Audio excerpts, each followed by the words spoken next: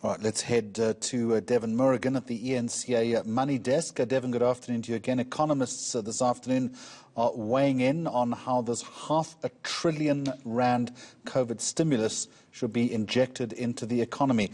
A lot of thought is needed, I imagine. Yes, indeed. You know, where the money's coming from, if the support is there, how does it trickle down to communities and get the economy active again?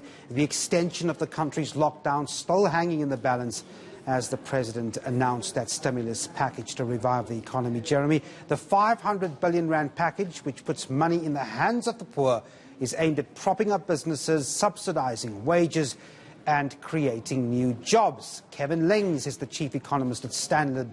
He joins me now via Skype. Kevin, thanks indeed for talking to us. Balancing the value support across the health preparedness, the social safety, the business support, that's a very delicate equation, isn't it? Anything non-aligned would not only be a waste of time, but would be a waste of money. Has the President got it right?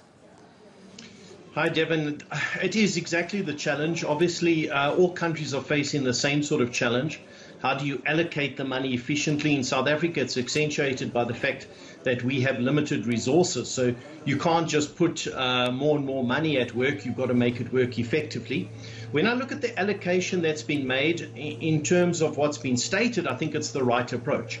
In other words, there's a certain amount going to the health sector, which is obviously desperately needed. There's a certain amount going to a social safety net, and I think the conduit for that remains the social grant system, which I would say is the good system to use because we know that it operates and it can get money delivered. And then the third conduit is really allowing the banks through a government guarantee to try and advance credit to companies they wouldn't ordinarily be willing to do credit because it's quite risky. So by providing that sort of government guarantee, hopefully the banks will then be in a position to keep many more businesses, especially small, medium-sized businesses, in place. And that's really what you've got to do with this. You've got to try to cover three areas: a social safety net, more health funding, and then giving money to business sector.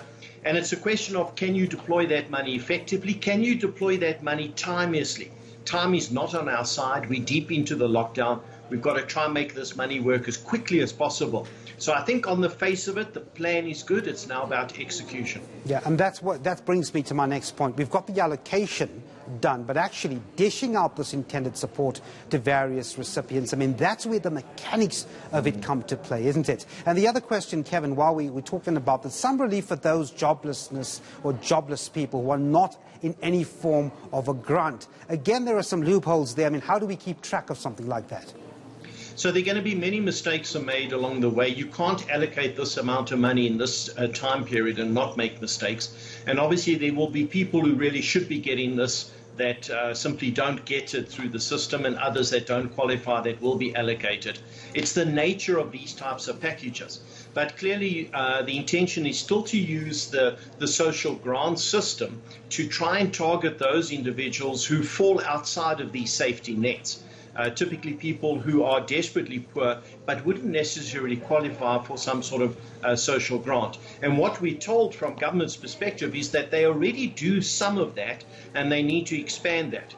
How that exactly works is a big question mark, but presumably they can make some progress, although I would say that clearly mistakes are going to be made along the way.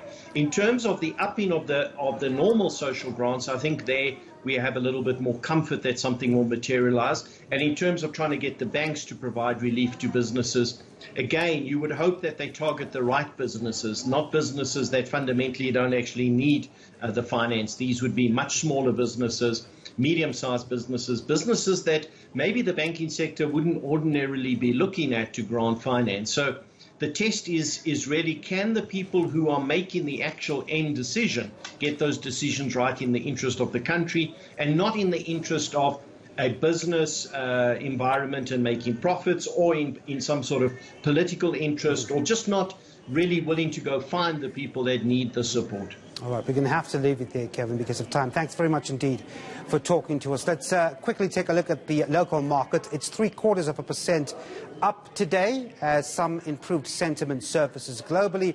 Miners have largely pulled the all-share up, while the rand is stronger against the US dollar this afternoon. Here's a quick look at those indicators.